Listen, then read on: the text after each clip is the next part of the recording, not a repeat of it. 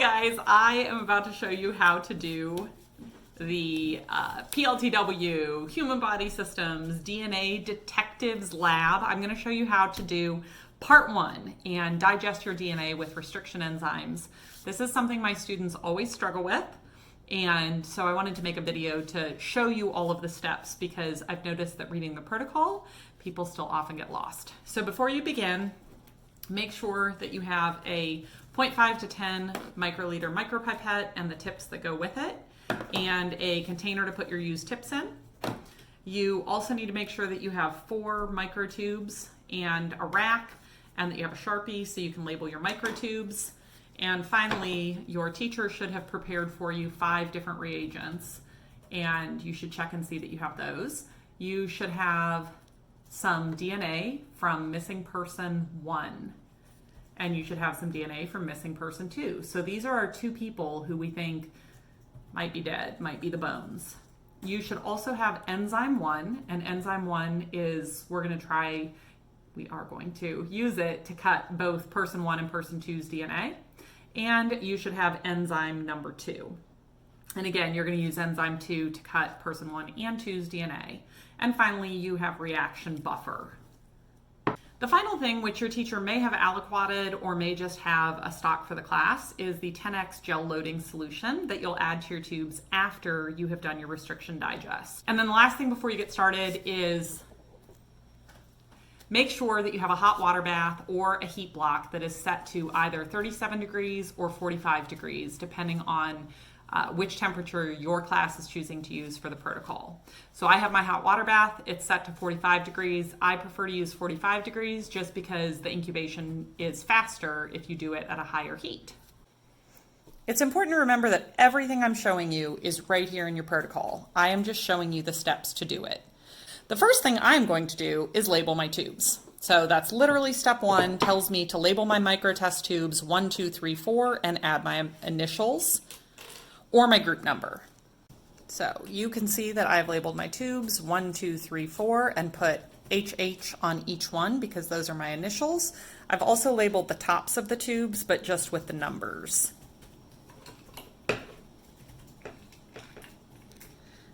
I am now putting the tubes into my rack, and I'm putting them in order 1, 2, 3, 4. And I'm going to start with the first reagent in my table. It tells me that every tube needs 10 microliters of reaction buffer. Reaction buffer is labeled RXNB, and you can either centrifuge it or you can just tap it to make sure that all of the reagent is at the bottom of the tube. You also have to make sure it's thawed, so mine is thawed at this point, but if it weren't, I could just hold it, pinch it for a few minutes, and the heat from my fingers would thaw it. My micropipette is already set to 10, and I'm going to get a fresh tip on it. Because this is my first reagent and all of these tubes are empty, I'm not going to switch tips each time. Remember to put just press to the first stop to get your 10, and then press to the second stop to expel all of it. And there will barely be any left if you do this right, but you should have enough to do all 4 tubes. So now I have reaction buffer in every tube, and I discard the tip. I'm also going to discard the reaction buffer because I'm done with it. And now I look at the second part. It says for missing person 1, I'm going to put that in tubes 1 and 2, and I have to have 15 microliters. Well, my pipette doesn't go to 15, and I'm not going to turn it to 15 because I'll break it. So instead I'm going to turn it to 7.5. Okay, so 7.5 is half of 15, and I'm going to get myself a fresh tip, and I'm going to get missing person DNA, MP1 DNA. Because I need 15, I'm going to go ahead and get a 7.5, and I'm going to carefully add it to the tube without touching the sides of the tube so I don't have to switch tips. Go ahead and get another 7.5, but this time when I do it, I'm going to stick the tip down in and go ahead and pipette up and down to mix these chemicals together. Get it all out of the tip, and now I have to discard that tip because it's contaminated with some of the reaction buffer. I'm going to go ahead and get another 7.5 for my second tube. And 7.5 more for my second tube, so I have fully 15. Now again, I'm going to pipette up and down to mix my reagents, get it all off the tip, and discard the tip. I'm now done with missing person 1, so I'm going to discard that.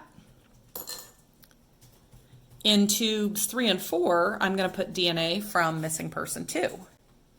So here's my missing person 2 DNA. Again, I'm supposed to do 15. I'm already set to 7.5. Put in my first 7.5, my second, then I'll pipette up and down, discard my tip and get a new one. Do the same thing in the final tube. And I'm done with missing person 2. Now my protocol tells me to put enzyme 1 into tubes 1 and 3. So here's enzyme 1. Again, I'm doing 15, so I'll just do my 7.5 twice. Double check where you're putting each thing. So enzyme 1 goes in the first tube. Make sure I have the right amount. There we go.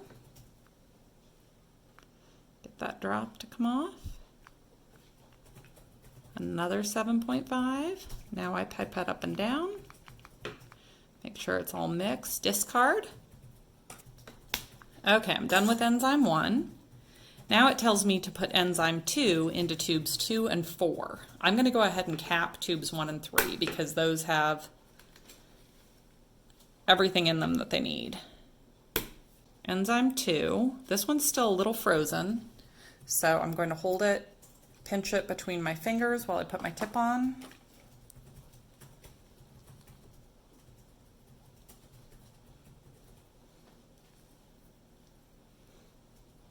Okay, I'll see if it's thawed enough that I can get my 30 microliters out.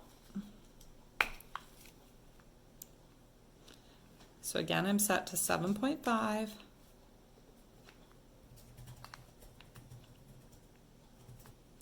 I also encourage you to cross off each step as you do it so that you never miss a step. We have now done steps 1 through 4. We're on step 5. We're done with the enzyme. Capping all the tubes, really important that we don't add the gel loading dye because that will stop the reaction. Instead, we want to mix all the tubes.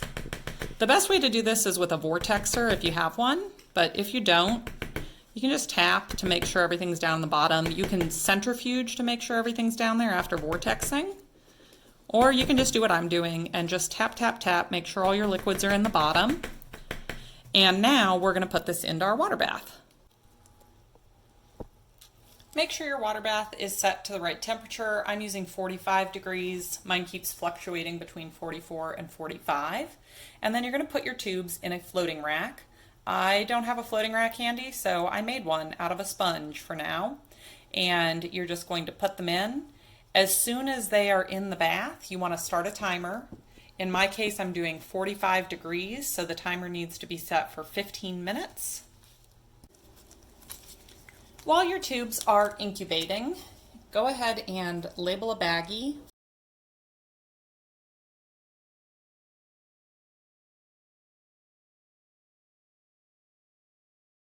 You know what's happening during this step. This is the step, it's called the restriction digest, when the enzymes are cutting the DNA. So at 45 degrees, EcoR1 and HIND3 need about 15 minutes to fully cut the DNA at all the restriction sites. And that's why you need to leave it in for the digest. Then we'll add the gel loading dye and that will stop the reaction completely. Another thing is if there are multiple teams floating in the water bath, which is usually the case, I usually have my kids take a piece of masking tape and just attach it to the top of the float. So your teacher might want you to do that. If people are putting them in at different times, I have them write down what time those tubes should come out, because sometimes the bell rings and students have to leave and the teacher has to pull them out and add the gel loading dye, and you'll want your teacher to pull it out at the time when it's been in for 15 minutes or 30 minutes if you're doing the lower temperature. Okay, the timer has now gone off. It's been 15 minutes, so I'm going to get my tubes out. Okay, hopefully you remember that I said you have to add the gel loading dye. This is going to stop the reaction. So this is the 10x gel loading solution. It's going to stop the reaction, and it's also important for when we do our gel electrophoresis for the loading dye to be present in the samples. I did not aliquot this by student group, but your teacher may have and given you a smaller amount of it. We're only doing 5. Make sure that all of your liquid is in the bottom of your tube before you add the gel loading dye. And aliquot 5 microliters. And when you do it, I'm going to put the tip all the way down in, and then I'm going to pipette up and down. And that's my way of making sure that all of my chemicals get very evenly mixed. And then discard the tip. And again, tap, tap, tap to make sure everything's in the bottom of the tube. We'll repeat with each of the other tubes, switching our tip each time so that there's no cross-contamination. Make sure to recap the gel loading solution and check and make sure that all of your tubes have what looks like a drop of bluish purple solution in them. You may want to spin them in the centrifuge, and then you're going to put them into your plastic bag unless you are able to run gel electrophoresis right away. But unless you're on block, you're not going to have time. And these go in the freezer until you're able to run gel electrophoresis, and they can be frozen for quite some time. Okay guys, good luck on your restriction digest. I hope this video helps you to make sure that you get all the right chemicals in the right tubes and that your enzymes are able to successfully cut your DNA. You won't know for sure until you do your DNA gel electrophoresis, and you can actually visualize the DNA on the gel. Have a good one, and I will see you guys for gel electrophoresis.